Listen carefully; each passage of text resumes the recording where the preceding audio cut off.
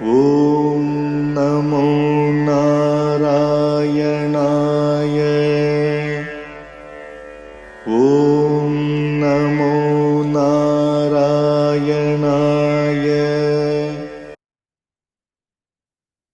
Asmad Gurubhyo Namaha, Asmad Parama Gurubhyo Namaha, Asmad Sarva Gurubhyo Namaha. So we're continuing on with Hari Bhakti Vilas. We're starting the 14th Vilas, and the 14th Vilas starts off a section, 14th up to the 16th Vilas, is all about monthly duties, different duties that we have, and different festivals and occasions, what we call naimitika kriyas, occasional actions and duties and things that we do, activities that we do throughout the year. Up until now, we've had daily duties, nitya kriyas, or daily worship, daily activities like taking bath, doing Sandhya Vandana, performing the worship of the deity. And then we came to the special discussion in the 12th and 13th Vilasas about Ekadasi, which occurs regularly every 2 weeks. And now, so from daily to every fortnight, 2 weeks, to monthly activities. And then later on, after the 16th Vilas, we'll have 17th Vilas, 18th Vilas, 19th and 20th, which deal with activities that happen only once or very, very rarely. So let's have a look at the 14th Vilas, starting with, it'll probably start with the the month's activities at the beginning of the year. So 14th Vilas, text 1. After offering obeisances to Sri Krishna Chaitanya, who is the only shelter for those who are wandering aimlessly with the material world, and who inspires even those who are devoid of pious activities and noble birth to take the path of devotion, the worship and festivals that are to be observed in each month will now be described. So, text 2 to 5. Ata masa krityani. Krityani means the activities, and ata is when you begin a topic. So it means basically you can say now. Now, the activities, masa, of the months. Rituals to be observed in the month of Agrayana. Lord Krishna has declared, know the month of Agrayana to be a part of my splendor. Therefore, the month of Agrayana is the principal month among all the 12 months. By observing vows and performing ritualistic activities, such as bathing in a holy place, giving charity, and worshipping the Supreme Lord in this month, one achieves the wealth of devotional service to the Supreme Lord. In the month of Agrayana, one should especially worship Lord Hari in a Tulsi forest, in the association of devotees, by dancing, singing, and observing festivals. In this month, one should offer colorful garments to the Lord that protect him from the cold. When the Lord is offered such garments, he dispels the devotee's mundane conception born of material existence. Text 6 to 7. In the Vishnu Dharma, it is stated, the great sage among demigods has said, in the month of Agrayana, by worshipping Lord Hari while eating only once a day and feeding the Brahmanas, one attains liberation. One who spends the month of Agrayana, which is very dear to Lord Hari, by faithfully executing the vows to be observed at night, becomes qualified to attain the eternal abode of Lord Vishnu. So this is the month. So we'll explain it in a second. So text date. It is the duty of Vaishnavas to observe the vows of the 10 incarnations of the Supreme Lord, such as Matsya, etc., which are to be observed on the 12th day of each waxing moon. So on the 12th day of the waxing moon, that is called the Shukla Paksha, the bright fortnight, right, on the Dwadasi, of Padmanabha in the month of Ashvina, and of Yogeshwara in the month of Kartik, as recommended by the sage Durvasa. Okay, so here it's interesting in saying that there are 12 Dwadasis throughout the year of the Shukla Paksha, or the waxing moon, right? and they have got to do with worshipping 10 incarnations, the 10 incarnations of the Lord, beginning with Matsya, so Matsya, Kurma, Varaha, Narasimha, like that, the Dashavataras. And then after the Dashavataras, we have Padmanabha and Yogeshwara to make up the 12 months of the year. There are usually 12 months in a year. At the end of the section, talking about months in at the end of Vilasa 16, there'll be a mention of a 13th month, which is called the Adhika month, which is the leap month, because the Vedic calendar is exactly 30 days in every month, 15 days in each fortnight of the waning and waxing moon. And so therefore, sometimes because solar year is made up of 364 or 365 almost days, then in certain after a certain number of years, it gets out of balance with the lunar year. So we have to add on an extra month called a leap month. So just like in the modern Gregorian calendar, Western Gregorian calendar, we add an extra day every 4 years called a leap day, and we add 1 day to February. Okay, so here, this is explaining basically that there are these 12 months, and they are named after different incarnations of the Lord. So, text 9 to 12 from in the Gautamiya Tantra, it's stated, it's a duty of everyone to worship the Supreme Lord by chanting appropriate mantras and performing sacrifice after bathing in the morning during the month of Agrayana, to offer sweet rice mixed with gur is jaggery or jaggery, raw sugar, right? Every day is highly recommended in this month. By observing these vows throughout the month, one obtains good fortune, and by the mercy of Lord Madhava, attains the abode of the Lord after death. One should observe the vows that are to be executed during the nights of this month, as described in the Varaha Purana.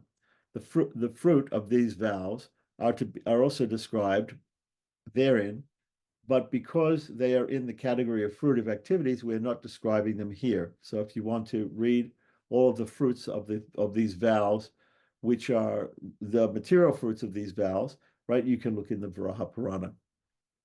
Now, text 13 from the 10th canto of the Bhagavatam, in the Srimad Bhagavatam, 10th canto, 22nd chapter, 1st verse, it is stated, in the first month of autumn, or Hemanta, which is also known as Agrayana, the unmarried damsels of Vraja ate only Havishya rice once a day and worship goddess Katyayani. So this is famously the explanation about how the gopis worship the goddess Katyayani to get Krishna as their husband during the Kartika month, during the end of the year, in the first month of autumn. Now, in the Indian system, we're used to the system of having 4 seasons in the year: spring, summer, autumn or fall, and winter. But here in the Indian system, there are 6 months. There are 6 seasons. There are actually 6 seasons. And so this season is called Hemanta, which I believe means the dewy season. And there are 2 months. So because there are 12 months of the year, there are 2 months in every season. So the first month of the Hemanta season, the dewy season, is called this Agrayana, like that. And this is when the vrata, or the vow of the gopis, was to eat only Havishya rice. Havishya is a we saw the recipe for Havishya in the 12th Vilasa, I think, the 12th Vilasa or 13th Vilasa, in the discussion of Ekadasi. That was also mentioned, the Havishya rice. Okay, so that's Agrayana, the first month, which is being spoken of as being most important for Gaudiya Vaishnavas. So the next text 14 to 15. Atha Posha Krityam. So vows to be followed in the month of Posha. So Polsha is the next month after Agrayana. So in the Pancharatra, in Narada Pancharatra, it is stated, in order to please Lord Hari, one should sleep on the floor and bathe 3 times a day for 1 month, starting from the Ekadasi of the waxing moon in the month of Polsha. During this period of 1 month, one is advised to give up all desires of sense gratification, control his senses, and worship Lord Hari 3 times a day. This will award one immense piety. Text 16 to 19. By worshipping Lord Hari with great pomp, while offering him yogurt and rice for the entire month of Polsha, or for 15 days, or for 10 days, or for even 5 days, one attains the lotus feet of the Lord. One should offer rice mixed with yogurt to Lord Hari while remaining in the association of devotees and dancing, singing, and playing musical instruments. After offering this food with love and devotion, one should faithfully accept the Lord's remnants. One who devotedly honors the remnants of Lord Hari, or distributes them to others, or partakes of them with other devotees, achieves unlimited benefit. By bathing Lord Hari, the master of the demigods, with 5 kilos of pure cow's ghee on the full moon day, that is the Purnima, which is also joined by the Pusha star in the month of Polsha, one undoubtedly obtains the merit of performing the horse sacrifice. So in the statements here, I don't know that it will say 5 kilos, because obviously kilos was not a type of measurement in those days. I'm just looking for the actual word for the amount of ghee, and I can't really see it. So we could look later on to see exactly the measurement that is being described. But in any case, an interesting part here at the end is that they're talking about the full moon day, which is also the day of the Pusha star. Now, Pusha means nourishment. So we're offering yogurt mixed with rice, which is very nourishing, right? So Pusha means nourishment in Sanskrit, and the Polsha month is the month in which the full moon day has the nakshatra, or the star of Pusha. So there are 27 nakshatras, or sometimes people say 28 if you include Abhijit. And these are constellations in the sky which are spread around the sky, around the ecliptic. And so therefore, if we divide the sky up into these 12 constellations, such as we know in Western terms as, Aries, Gemini, Aries, Taurus, Gemini, Cancer, like this. And if we divide the sky up like that, then we look out from the Earth, we see these different constellations, which include these different nakshatras or stars. So the star, the way to know in the Vedic calendar, the way to know the name of the month, the name of the lunar month, is when the star, the star is seen on a particular the star is present and seen on a particular full moon day. Then the month is named after that. So when the Pusha star is seen on a full moon, then that is the month of Polsha. Okay, so now after Polsha, we're talking about the next month, Marga. So we had Agrayana, Polsha, Marga. So Ata Marga Krityam, rituals to be performed in the month of Marga. In a conversation between Vidyadhara and Dhruva that is found in the Marga Mahatmyam, in the section of Padma Purana, it is where it's situated. The Marga Mahatmyam will be the glorification. Mahatmya means glorification of the month of Marga. So rituals to be performed in that month are, according to this, O Vidyadhara, when the month of Marga arrives, you should bathe in the river which flows by the Manikuta mountain, which is inhabited by great sages, perfect beings, and asuras. I will now inform you of the procedure to be followed. You are very fortunate because the month of Marga begins only 4 days from today. it is recommended that one should bathe 3 times a day, observe fasting, and sleep on the floor for 1 full month, beginning with the Ekadasi of the waxing moon in the month of Polsha. The Ekadasi of the waxing moon in the month of Polsha. So it's interesting that it says here the Ekadasi of the wax, after the Ekadasi of the waxing moon in the month of Polsha, then you should start this vow for the month of Magha. So text 22. One must control his senses, giving up desires for sense gratification, and worship Lord Vishnu 3 times every day until the Ekadasi of the waxing moon of the month of Magha. So this is interesting.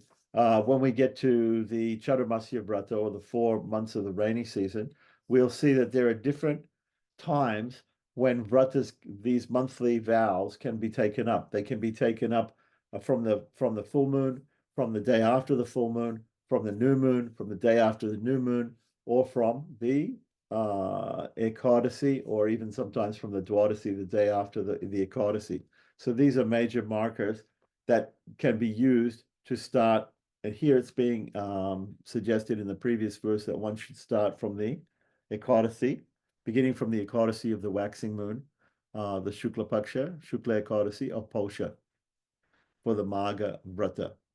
So text 23, in a conversation between Dattatreya and Kartavirarjuna, which is recorded in the Padma Purana, this verse is found. When the sun travels through the constellation Makara, one should observe an auspicious and sacred day by performing pious activities, such as bathing in a holy river and giving in charity. So this actually is called Makara Sankranti. The term for when the sun enters a particular rasi, or a particular constellation, house of the zodiac, let's say, right? Then this is called the house of Makara, right? So then this is called Makara Sankranti. Makara Sankranti occurs every year because it's a solar date. It occurs on the 14th or 15th of January every year in our terms. Text 24 and 25. It's the duty of all first-class men to observe the vows that are recommended for the month of Magha. One can accumulate great pious merit by giving up his objects of enjoyment, one by one, in this month. One should sleep on the bare floor, perform fire sacrifice with sesame seeds and cow ghee, then worship Lord Hari 3 times a day in this month. Text 26 to 29. For the pleasure of Lord Hari, throughout the month of Magha, one should, according to his ability, donate ghee lamps, wood, blankets, cloth, shoes, kumkum, ghee, oil, quilts, cotton pieces of cloth, and rice. One should at least donate 10 grams of gold every day to qualified brahmanas who are well versed in the Vedas. In this sacred month of Magha, the brahmanas should neither eat food cooked nor given by others, nor give charity to others.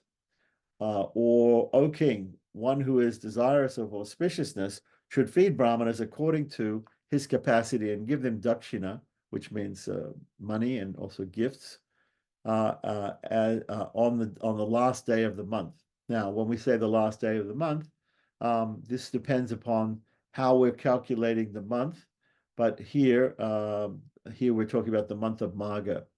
Okay, so it's a lunar. It's usually understood to be a lunar month.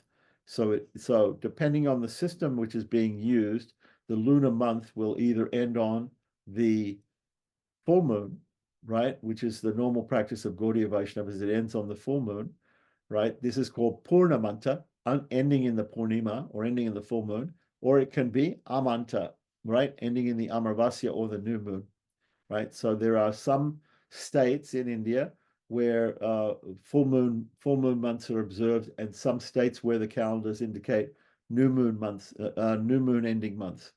But normally in the Gaudiya Vaishnavas follow this Purnamanta system of lunar months, ending in the Purnima. So the first day, the Pratipad or the Pratama of the waning moon is the first day of the Gaudiya Vaishnava month, whereas people who follow the Amanta system, the Pratama of the waxing moon is the first day of the waxing moon is waxing fortnight is the first day of the month, like that. So, in other words, those who follow the Purnamanta system, their first paksha or first fortnight will be the Krishna paksha or the waning moon, waning moon fortnight, and those who follow the Amanta system, their first fortnight will be the waxing moon fortnight or the Shukla paksha. So text 30, one who desires perpetual residence in heaven should faithfully observe the vows recommended for the month of Magha, following the procedures whereby one observes Ekadasi. So this is an interesting verse because it's saying here that basically if you to follow the vow, whatever procedures are there for the vow of Ekadasi, one should follow that for the entire month of Magha, like that. So that would make it very, very difficult, actually. If you were to follow all the procedures, maybe we'll see that not all the procedures for observing Ekadasi are performed in this Marga Vrata, because one of the procedures for observing Ekadasi is to stay up all night. So it's very hard to see how somebody can stay up all night for 1 month. Anyway, so text 31 and 32. O Achyuta, O Govinda, O Madhava, I bathe in the month of Magha when the sun travels to the Makara Rashi, or in other words, in Makara Sankranti, right? O Lord, kindly bestow upon me the appropriate fruit of this bath. After chanting this mantra, one should bathe while remaining silent. Thereafter, one should remember the holy names of Hari, Vasudeva, Vishnu, and Madhava. Okay, so it's unclear here about how you should remember the holy names, whether it should be just mentally or should chant it. In any case, there's this mantra to be chanted, and then you take bath silently. This is different from the normal religious bath would be with the chanting of certain mantras. Somebody would take bath and would chant the holy name and would chant certain Vedic mantras in a particular ritualistic bath. Here, the actual mantra to be chanted seems to be the first verse, because the second verse begins Imam Mantram. So the first verse is the one to be chanted before taking bath. So Makaraste Raval Mhage Govinda Chutamadava Shnanena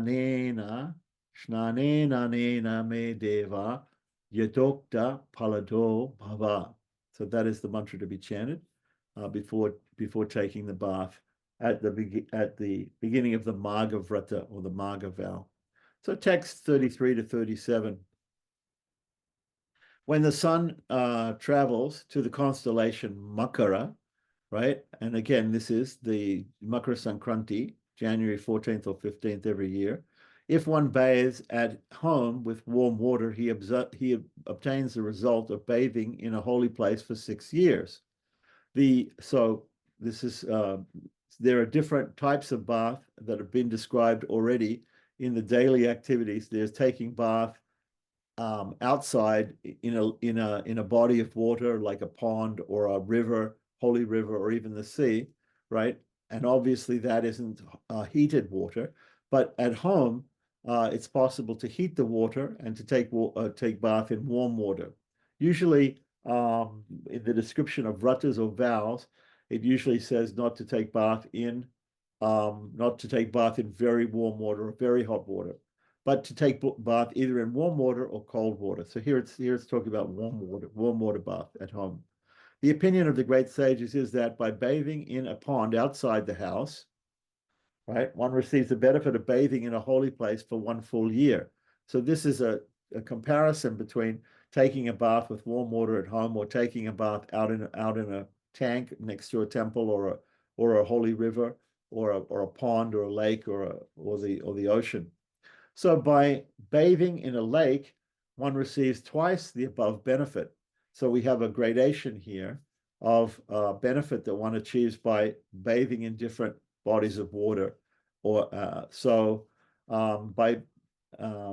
By By bathing in a lake, one receives twice of the above benefit. By bathing in a kunda, so what's the distinction between a kunda and a lake? It hasn't been exactly described here.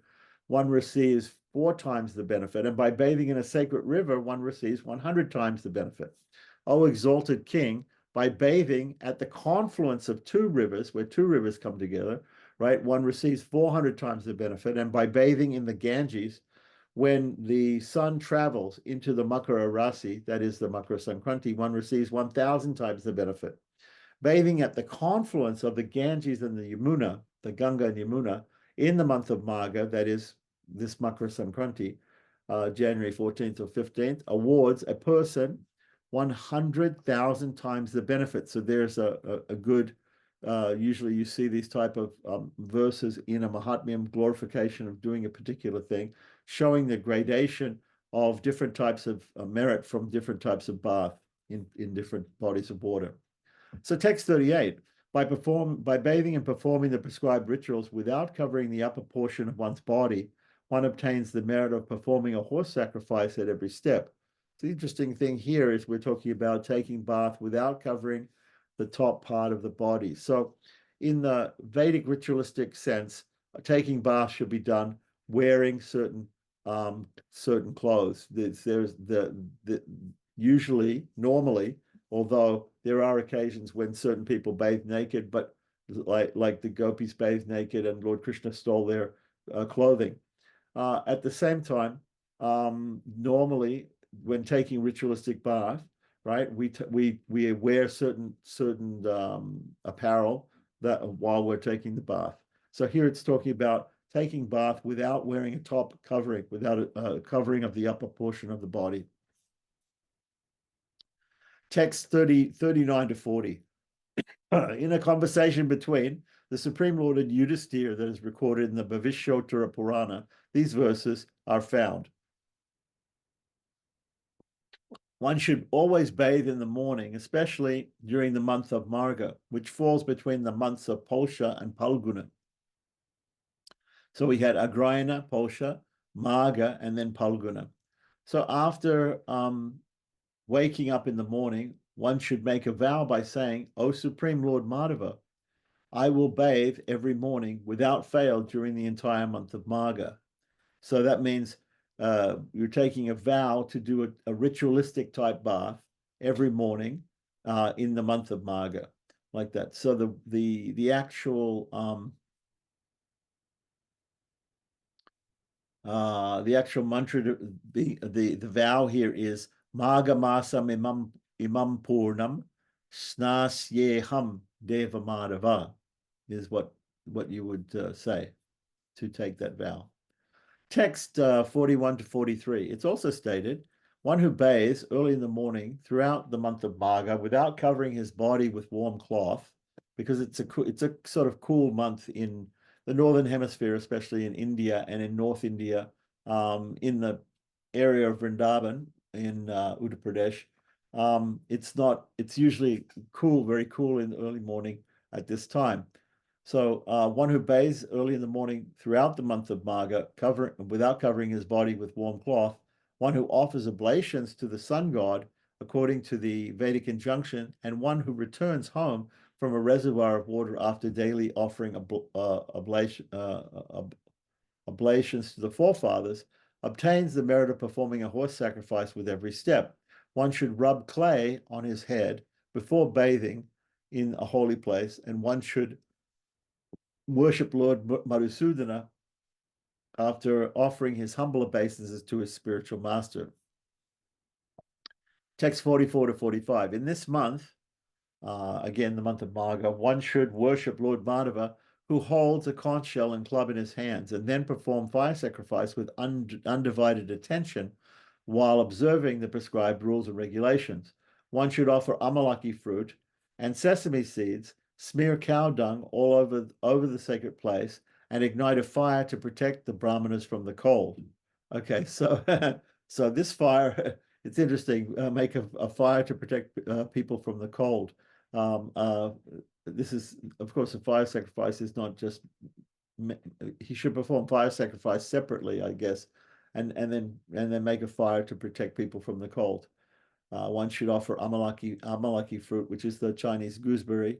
It's a small green fruit about the size of a big marble, and has a lot of vitamin C and sesame seeds, and then smeared cow dung over the sacred place. So when you're performing a fire sacrifice or making a standila or kunda, or for the homa, for the fire to be placed, usually you smear cow dung, sometimes mixed with mritika or mud, like that, and this purifies the place before you perform the sacrifice. So when you're establishing a yagashala or a place for sacrifice, you can use cow dung to plaster the floor and to plaster the actual altars that you make, the fire altars that you make. Text 46 to 47, one should worship a Brahmana couple and give them food, sandalwood paste, a blanket, a deerskin asana, jewels, and cloth. Especially in the month of Magha, one should give in charity quilts, warm clothes, and shoes. O king, by giving in charity in this way in the month of Magha, one pleases Lord Madhava. Text 48. Ata Marga Shnanasya Nityatvam. The eternality of ritualistically bathing in the month of Magha. In the Bhavishyotara Purana, it is stated, it is the well-known statement of the scriptures that during the month of Magha, one should daily bathe at either Prayaga, Pushkara, or Kurukshetra, or any other holy place. So these are some holy places in India. Prayaga, which is a confluence of the Ganges and the Yamuna, or it's sometimes it's called the Triveni, confluence of three holy rivers. Pushkar, which is in Rajasthan, and Kurukshetra, where the famous battle of the Bhagavad Gita took place. Text 49. It is further stated, in the month of Magha, it's essential for everyone to bathe in a holy place according to the prescribed rules and regulations. Text 50. So now this is a Mahatmyam. So this is a collection of verses glorifying bathing in the month, bathing ritualistically in the month of Magha. In the Padma Purana, it's stated, either with material desires or without material desires, everyone should ritualistically bathe in the month of Magha. Text 51 and 52. In a conversation between Dattatreya and Kartavirya Arjuna, right? That is recorded in the same literature, that is the Padma Purana. These verses are found.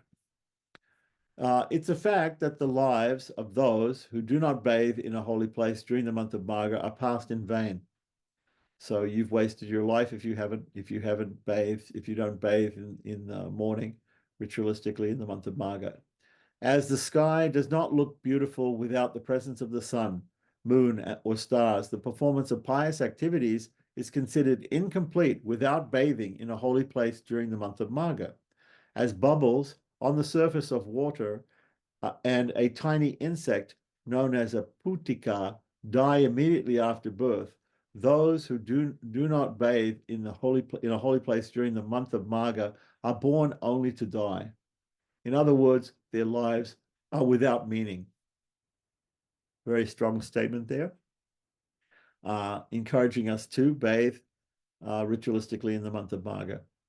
Text 53 and 54, Lord Madhava does not become as pleased by observing the vows of giving charity or performance of austerity as he is by a bath in a holy place during the month of Magha. It is said that the injunction that one must bathe in a holy place during the month of Magha exists simply for the satisfaction of Lord Vasudeva. Text 55, qualifications for this ritual. So that was a Mahatmyam glorifying bathing. And now we're going to understand what are the qualifications for performing this ritual. In the Padma Purana, it's stated, O king, just as everyone is eligible to render devotional service to Lord Vishnu, everyone can attain the heavenly planets and have all their sins destroyed by observing the rituals that are recommended during the month of Magha. So the qualification for this vratam is open to all. Text 56 to 58. In the Bhavishyotara Purana, it is stated, O king, brahmacharis, grihastas, vanaprasthas, and sannyasis, always take pleasure in glorifying the morning bath in the month of Marga. What to speak of them, even elderly men, women, children, and even eunuchs can obtain great benefit by bathing in a holy place during the month of Marga. The three Varnas, Brahmanas, Kshatriyas, and Vaishyas are advised to bathe while chanting Vedic mantras. There is no recommendation for chanting mantras for women and Sudras, so they should bathe in silence. Okay, so there's a very common rules in the Smriti Shastras that women and Shudras should not chant Vedic mantras like that. Of course, we've seen that there are some reasons to maybe overrule this. In the fifth Vilas, we saw that women and Sudras who are Vaishnavas, right, are able to worship the Shalagram.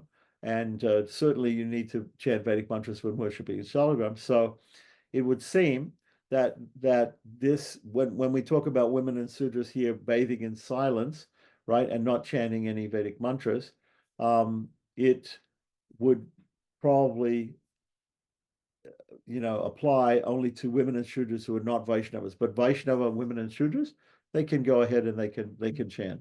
So in any case, this may be an issue for some people who want to follow very strictly the Varnashram system as given in the Smriti Shastras, and other persons who accept that Vaishnavism or practices of Vaishnavism for women and Sudras goes beyond the Varnashram system. So text 59. Ata Marga Mahatmyam. So here we have the glories of the actual month, right? Before we had a Mahatmyam for the glories of taking bath during this month, and now the month itself. The great sage Katyayana has stated, one who bathes in a holy place during the month of Marga will not suffer any distress because all his mortal sins are washed away. In the Bhavishottara Purana, it's stated, when the sun rises during the month of Marga, a voice from the water declares, who has killed Brahmanas, who drinks wine, and who has fallen down from his position, we will purify them all. So the waters themselves cry out to people, take bath and you'll be purified of whatever sins that you performed. So these are some sins which are described: killing Brahmanas, drinking wine or drinking intoxication, and those who have fallen down from their position, right? For whatever sinful reason. So those who bathe in a holy place during the month of Marga will certainly attain that abode where the temples are made of, it should be gold here.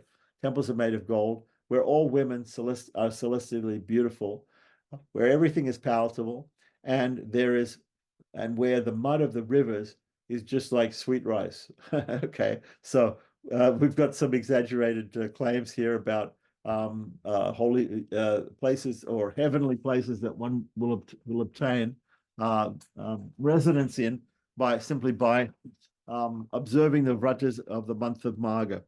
Okay, the vow of month of Marga. So text 62 to 64 says, one who bathes every morning during the month of Marga returns to Vaikuntha after enjoying life to his full satisfaction, along with his father, grandfather, great-grandfather, mother, grandmother, and great-grandmother, as well as 21 generations of his family. One who bathes in the water of a beautiful river, when the sun rises on the eastern horizon during the month of Marga, delivers 7 generations of his father's and mother's families and ascends to heaven in a celestial body. In a conversation, texts 65 to 67, in a conversation between Narada and Indra that is recorded in the Garuda Purana, these verses are spoken by the great sage, meaning Narada. The month of Marga is very rarely obtained, and it is very dear to the demigods, Vaishnavas, and great sages. It's very pleasing to Lord Hari and is considered to be the best of all months. O King of the demigods, the month of Marga refers to that time between the full moon day in the month of Polsha and the next full moon day, right? The full moon day of the month of Polsha and the next full moon day. During this auspicious period, one should worship the Lord with special care and attention. Okay, so this is interesting. So here is giving in this one of the first glorification verses of the month of Marga. It's actually describing when that month is. So the month here, according to this, it starts it is between the full moon day of Polsha, the previous month, and the full moon day and the next full moon day, which is the full moon day of Marga.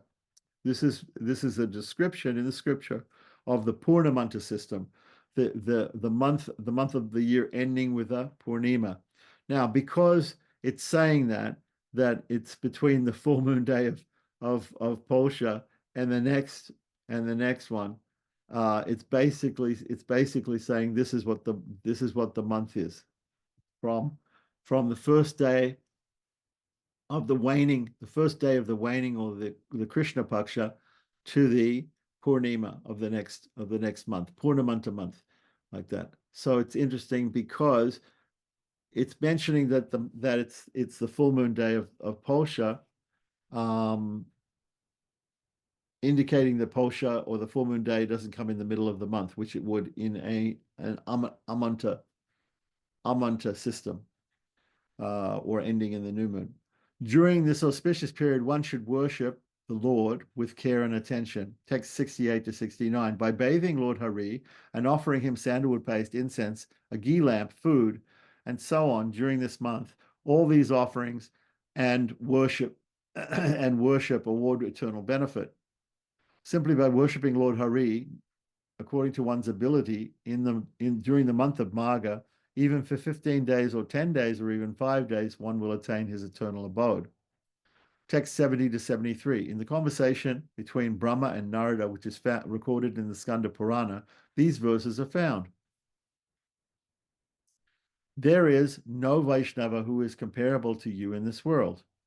You are very dear. So who's saying this? We have a conversation between Brahma and Narada, okay, in Skanda Purana. So there is no Vaishnava who is comparable to you in this world. So this must be Brahma talking to Narada.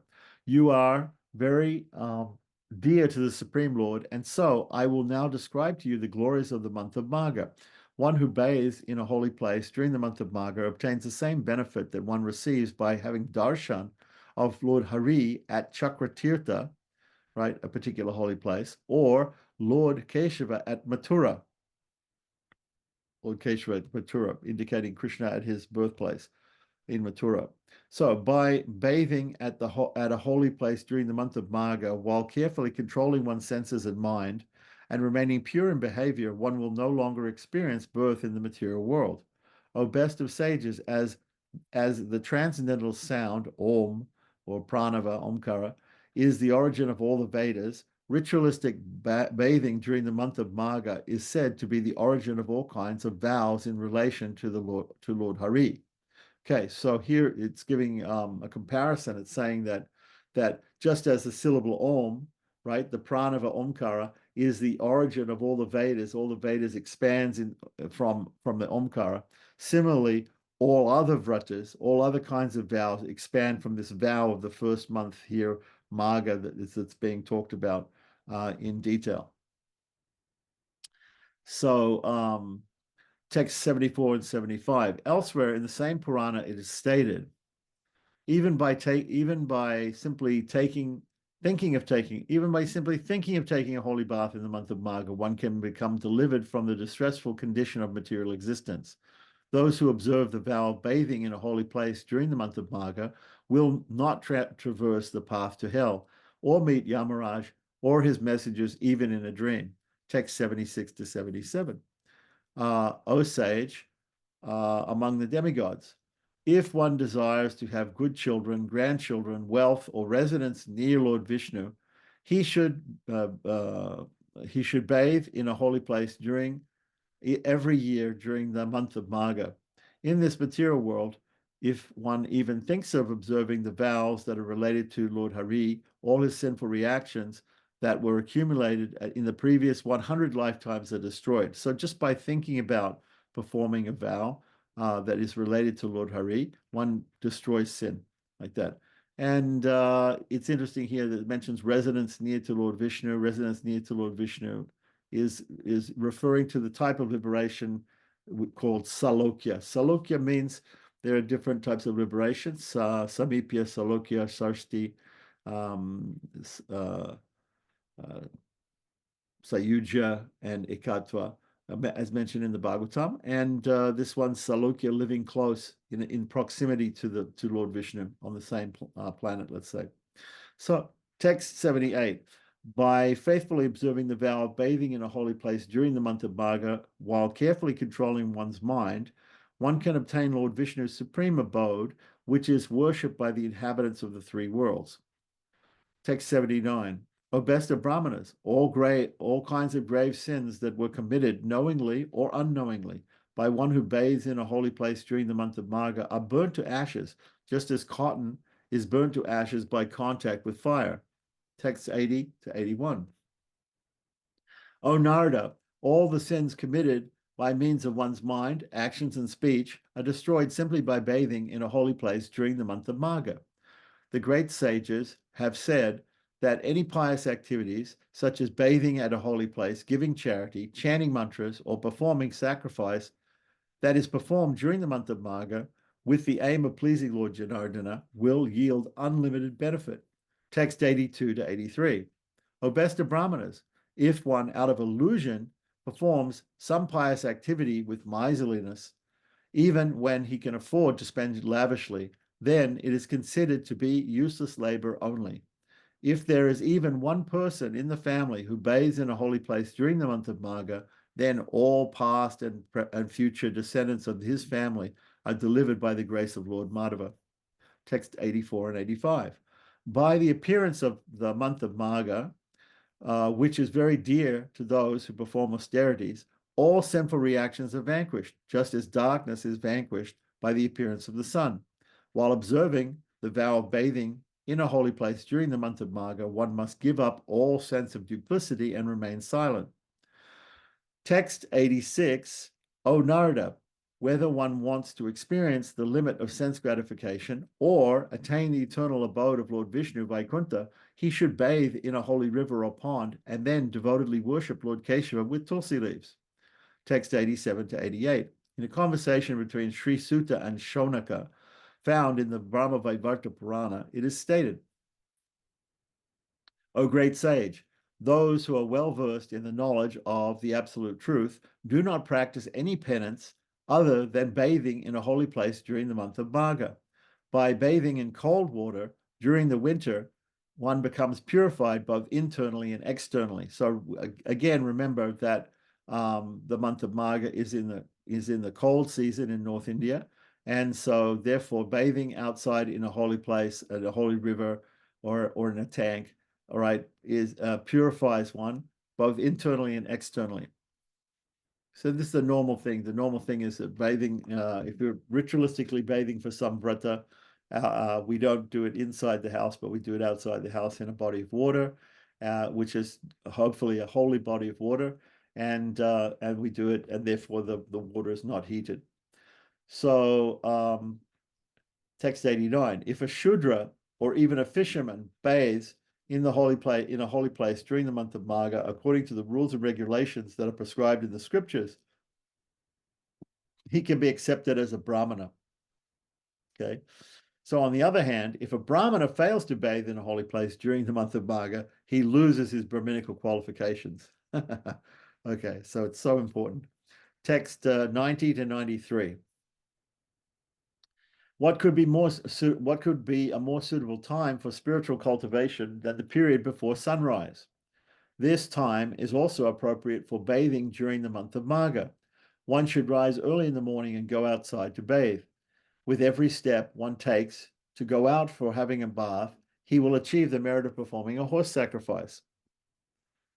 And with every step that one takes while going outside to bathe in the month of Magha, he exhausts the reactions of his sins that have not yet fructified. For this reason, Yamaraj is very pleased with such a person. The result one obtains by giving a brown cow in charity at Kurukshetra during a solar eclipse can be achieved by one who bathes at a holy place every day during the month of Magha. So there's some interesting aspects in this verse. Right. First of all, the idea is that the period before sunrise is good for spiritual cultivation. So we know that in most of the scriptures it talks about, especially in Hari Bhakti Vilasa and other anikams, other daily scriptures which delineate verses from the scripture of different daily activities, that the time before sunrise is good for spiritual cultivation, especially the time 1 hour and 36 minutes before sunrise up until 48 minutes before sunrise, which is called the Brahma Muhurta. The Brahma Muhurta is here being explained as equivalent to the month of Magha. The month of Magha is like that Brahma Muhurta, like that. So if we think of the calendar, the yearly calendar as being equal to a day, then the day begins with the month of the day in the Vedic sense begins with the Brahma Muhurta, and here it begins with the month of Magha, right? So month of Magha is equalized with the Brahma Muhurta. So another point which is very interesting here is that giving a brown cow in charity at Kurukshetra during a solar eclipse is a very auspicious activity. And it says here that one who bathes in a holy place every day during the month of Magha equals that activity. Now, it also says that Yamaraj becomes pleased with the person who is getting rid of his sins by going outside and bathing in the month of Magha, which is a very interesting observation, because Yamaraj is actually pleased if you don't sin, because if you sin, then he has to punish you. So Yamaraja is the word Yama means rules. So Yamaraja means the king of rules, or the god that the devata that looks after a particular observation of rules and breaking of rules.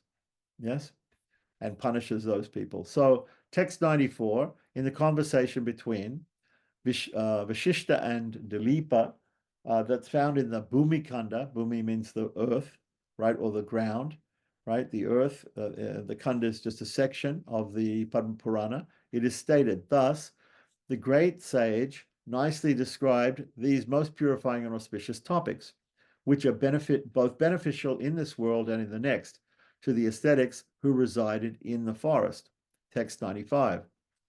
Those who desire to have perpetual enjoyment in the association of celestial women should always bathe in a river during the month of Magha when the sun travels to the constellation of Makara. Remember that constantly we're being explained that the month of Magha occurs when the sun enters what we call Makara Sankranti.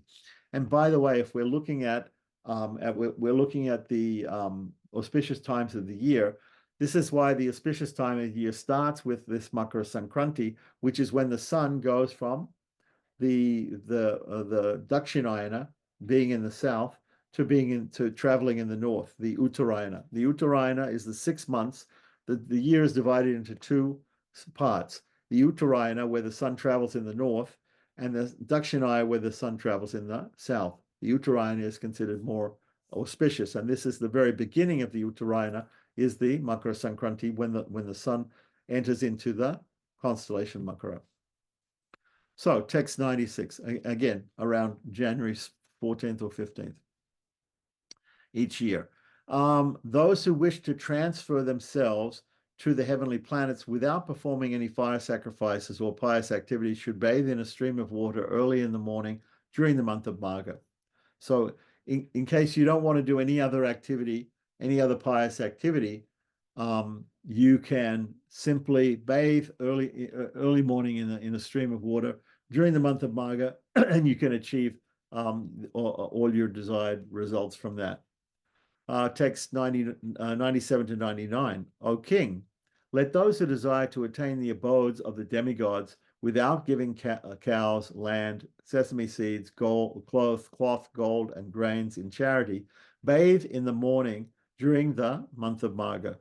Let those who have a desire to go to heaven without giving any voluntary trouble to their bodies, such as observing various penances, such as the Triratra, three-night vow, the Chandrayana, which takes a whole month type of fasting vow, the Kritsha and the Parak, these are all different vows which are described in Shmiti Shastra, always bathe in a holy place during the month of Magha. In fact, the Chandrayana is according to the moon. One takes 15 handfuls or 15 mouthfuls or 15 15 small amounts of food, and then 14 and then 13 and then 12 during the waning fortnight of the moon, and then 15 again back up till on the new moon day on the Amavasya. One is fasting completely, and then again builds up by taking 1, 2, 3, 4, 5 handfuls or mouthfuls of food until he gets to the Purnima or the full moon, when he takes again 15 handfuls. So this is called Chandrayana fasting, fasting according to the moon. The Triracha is for 3 nights. The Kritsha and the Parak are other forms of fasting which can be found in Smriti Shastras. So anyway, it recommends that everyone should enthusiastically worship Lord Hari in the month of Vaishakha. Okay, Vaishakha is another month. Right, one should worship the Supreme Lord and undergo austerities in the month of Kartika. This is another month.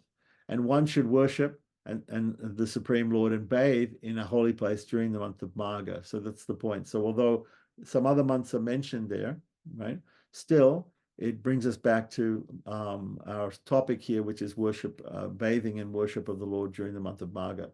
Text 100 to 101. It is said that Aditi, the wife of Kasyapa, fasted during the month of Magha and bathed in the Manasa Sarovara. Manasa means actually the mind.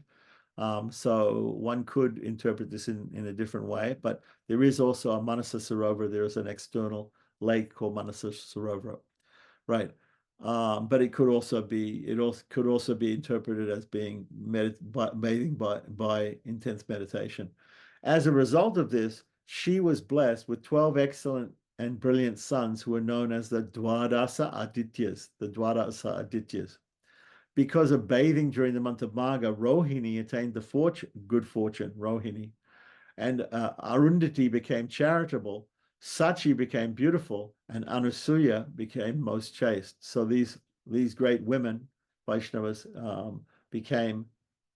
got all these different great qualities by fasting and by bathing during the month of Magha. Text 102 to 105. Lord Murari's worshippers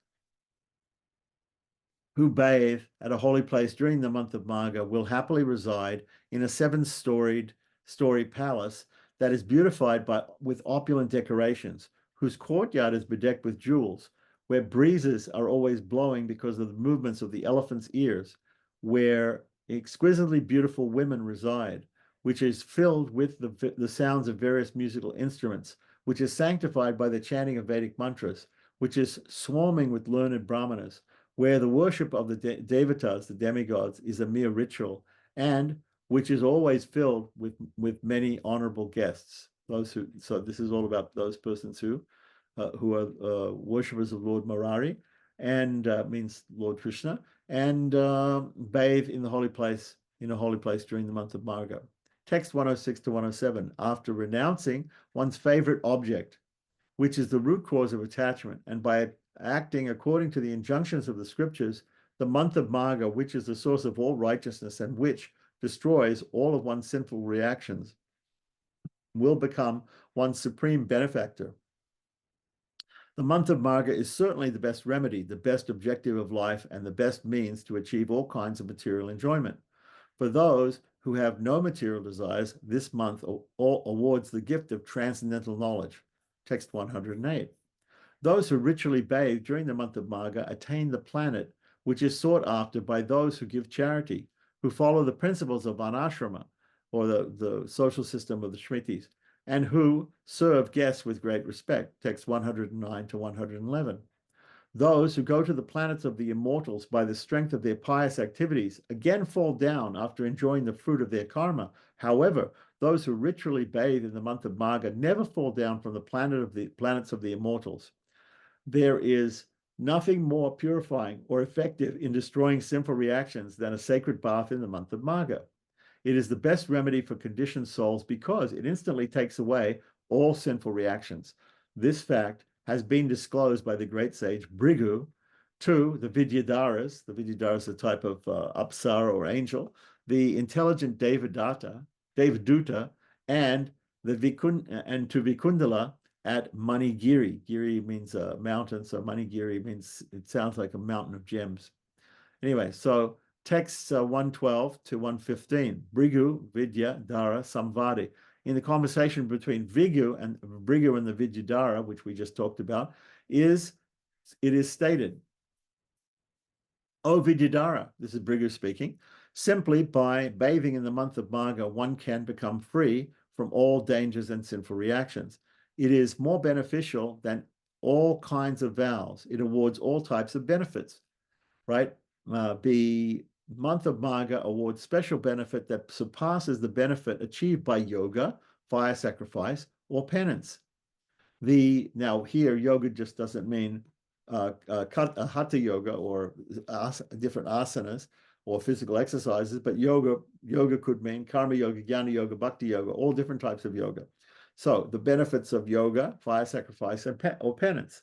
The benefit one obtains by bathing for 10 years in holy places such as Pushkara, Kurukshetra, Brahmavarta, Pritudaka, Kashi, Prayaga, and Gangasagara, which is the river delta of the Ganges River, can be, when it flows into the Bay of Bengal, can be achieved simply by bathing in the month of Magha for just 3 days. Of this, there is no doubt. So even if you can just bathe in the month of Magha just for 3 days, right? It is greater than the benefit that you get from bathing for 10 years at these other places. These are the holy places. Text 116 to 118. Those who have a long-standing desire to enjoy heavenly pleasure should bathe in any reservoir of water during the month of Magha, when the sun travels in the Makara Rashi. Those who wish to have a long duration of life, good health, wealth, beauty, and good qualities should never forget to take a ritualistic bath in the month of Magha. Those who are terribly frightened by the prospects of hellish life and earthly miseries should carefully observe the vow of taking a holy bath in the month of Magha. Text 119 to 120. Bathing in the month of Magha is the only way to wash off the mire, or the dirt, in the form of poverty, sin, and an unfortunate state of being. If a pious activity is performed without faith, it yields less benefit, but the month of Magha awards complete benefit to those who carefully follow their vows. Text 121 to 125. Either with material desires or without material desires, if one ritualistically bathes in a reservoir of water in the month of Magha, he will not have to suffer any miseries in this life or in the next. As the moon increases and decreases during the waxing and waning fortnights, by bathing in the month of Magha, one's sinful reactions decrease and his piety increases. As jewels are produced in the ocean, all kinds, jewels, normally we think of pearls as being the jewels which are produced in the ocean. All kinds of piety are produced in the sacred bath during the month of Magha. One also achieves a long duration of life, wealth, a good wife, and assets by observing this vow. As a touchstone awards one's desired results, and as a wish-fulfilling cow supplies an abundance of milk, a sacred bath in the month of Magha fulfills all kinds of desires. Performance of austerity in Satya Yuga, performance of sacrifice in Treta Yuga, deity worship in Dwapara Yuga, and the chanting of the holy names of Hari in Kali Yuga, these are all the Yuga Dharmas, right? The processes of religiosity specifically for each Yuga, each different age. These are the appropriate processes for worshiping the Lord in the various ages. But a holy bath in the month of Magha is highly recommended in all the 4 yugas. So this is not yuga specific. It's not specific to a particular age. The bathing in the month of Magha is recommended at all times. Text 126. O king, a sacred bath in the month of Magha showers the rain of religious principles on the members of all varnas and all ashramas, so all sections of society and all stages of life. Text 127 to 129, in the conversation between Dattatreya and Kartavirya, right, these verses are found.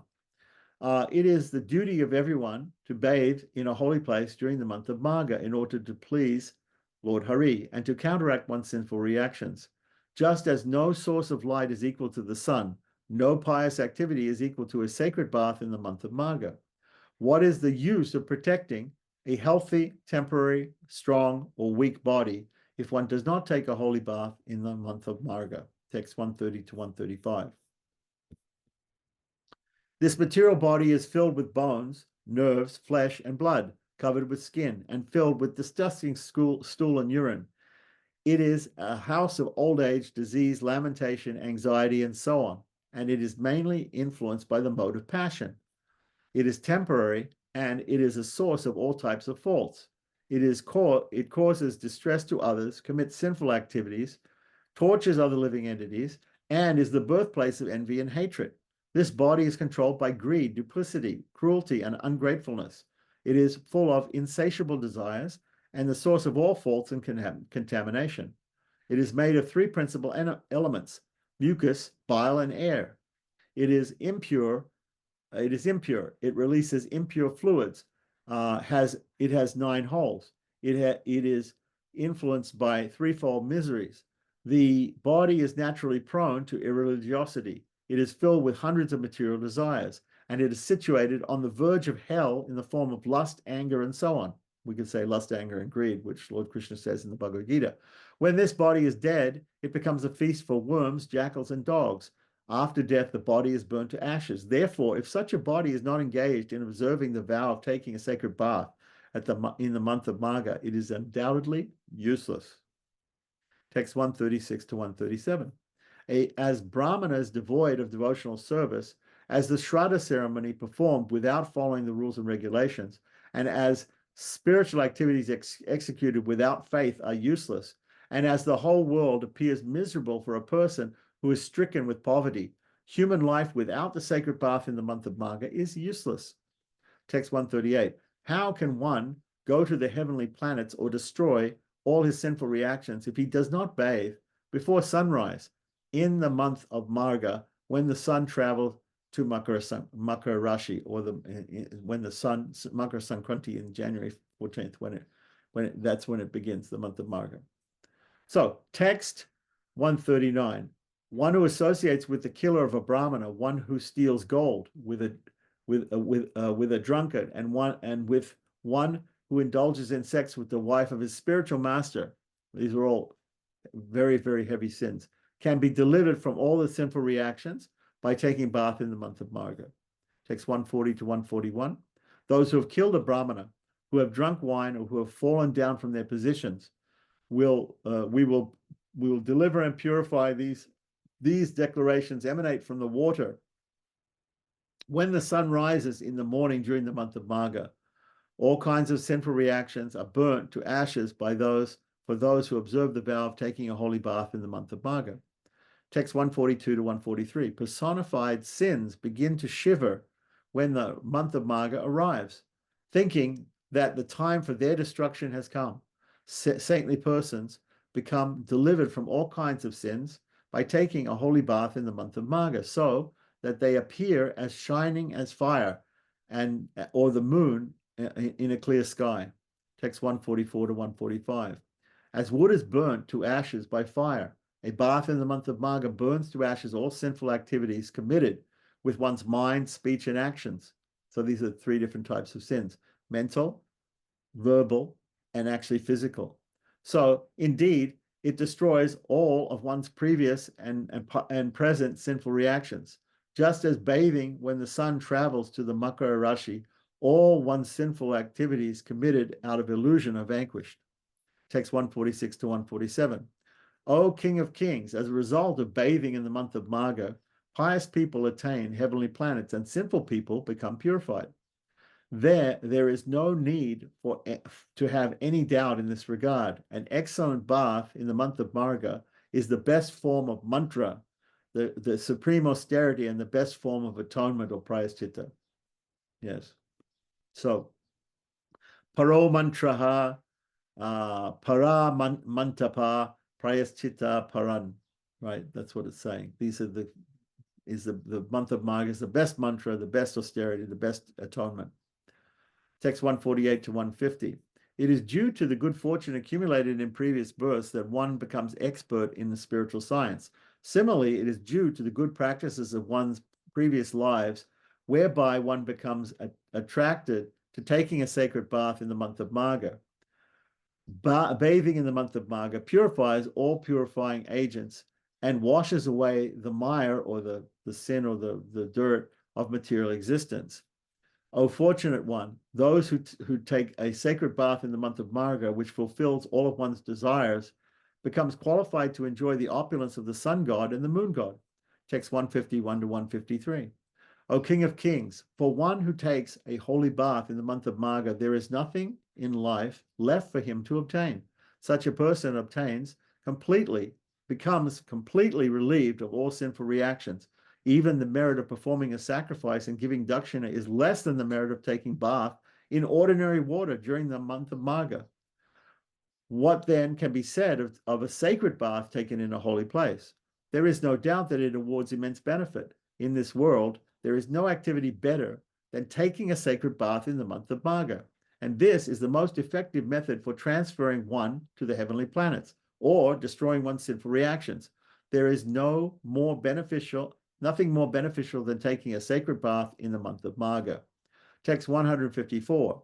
One who takes a ritualistic bath in the month of Magha will enjoy whatever kind of pleasure he desires, and then he will go back to the abode of Lord Vishnu, along with 21 generations of his family.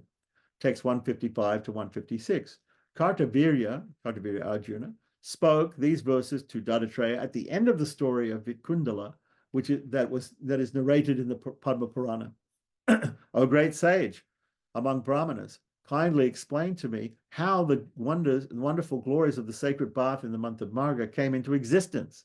I have heard that by performing a pious activity in the month of Magha, a Vaishya, right, an entrepreneur or a businessman, became freed from all sinful reactions. And by a second pious activity, he ascended to heaven.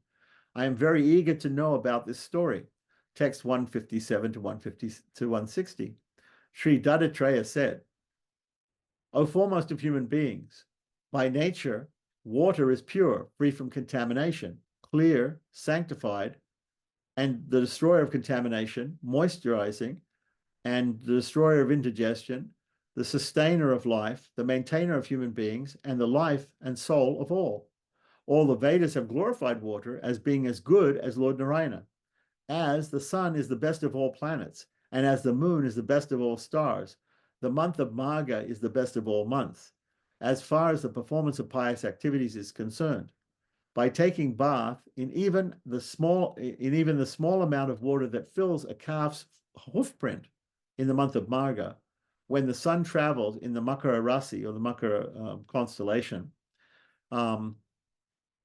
sinful people become eligible to attain the heavenly planets. Text 161 to 162. O king, this auspicious ritual is very rarely performed within the three worlds. If one is unable to bathe throughout the entire month of Magha, he should at least bathe for 3 days. If one wishes to improve his poverty-stricken condition, then he should also give charity according to his ability. Simply by taking a holy bath for 3 days in the month of Magha, one can become wealthy and achieve a long duration of life.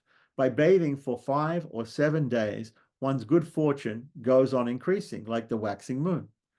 Text 163. In the Narada Purana, it's also stated, the demigods invest their respective potencies in water during the month of Marga. That is why water in the month of Marga is naturally pure and capable of destroying unlimited sins. Text 164 to 166. There are many other statements about the glories of the month of Marga to be found in various Vedic literatures, such as the Padma Purana. The glories of taking bath in the month of Marga has thus been explained. Among the various rituals to be performed in the month of Marga, taking bath in the early morning is the best.